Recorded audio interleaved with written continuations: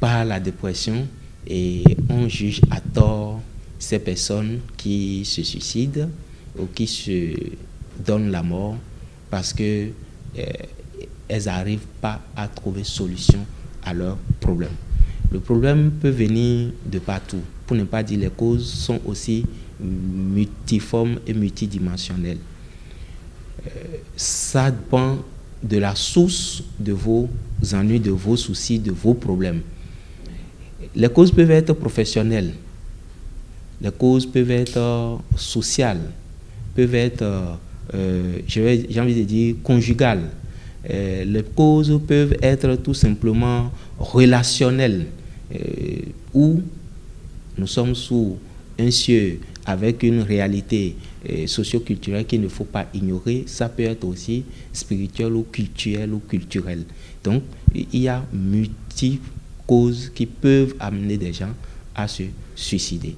La dépression, quand c'est la dépression qui vous amène, comme je l'ai dit tantôt, si c'est la dépression qui a été la source de votre suicide, c'est que vous êtes entré dans une phase avec hallucination, avec illusion, vous êtes rentré dans une phase déjà profonde où vous n'avez plus le contrôle de votre psyché, de votre mécanisme de pensée, de réactivité, de réaction psychologique.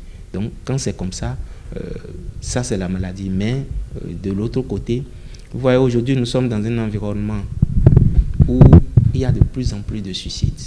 Il y a vraiment beaucoup plus de suicides, surtout chez les jeunes. Et c'est ça, souvent on se dit, quel problème ils ont déjà dans la vie pour aller se suicider. Et il faut comprendre que le suicide a ceci de très important. La cause est principalement dans l'environnement. Donc, c'est l'absence de l'environnement. Quand je me sens seul, quand je ne vois pas d'aide du tout, quand tout, comme si le ciel s'écroulait sur moi, tout cumule ou tout concourt pour aller contre moi, alors le jeune ou l'individu se dit, il n'y a personne, autant quitter ce monde pour avoir la paix. Donc, ça peut être nos orientations, nos décisions politiques, administratives, ça peut être nos propres décisions, nos erreurs. Chez les jeunes, la plupart du temps, on parle de rupture relationnelle, amoureuse, déception. Ça peut être une perte d'un objet ou d'une personne très chère qui a été à la base. Ça peut être l'échec dans ses études ou dans ses résultats. On va dire, il est admis, pourtant, il est allé se suicider. Peut-être le résultat qu'il attendait, ce n'était pas ça. Et entre-temps, quand c'est venu, personne autour de lui ne l'a reconforté, ne l'a accompagné pour dire, courage, l'année prochaine, ça va être mieux, tu pourras, on va être là pour toi, etc. Personne. Et que peut-être, il a donné un résultat au bout de beaucoup d'efforts, mais on n'a pas reconnu son effort et on s'est mis à lui crier dessus comme si il n'a fait aucun effort.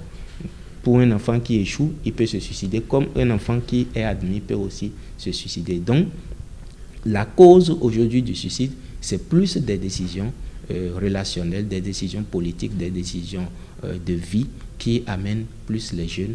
Le manque d'écoute, l'absence l'absence réelle de l'adulte responsable de l'accompagnement de ce jeune-là.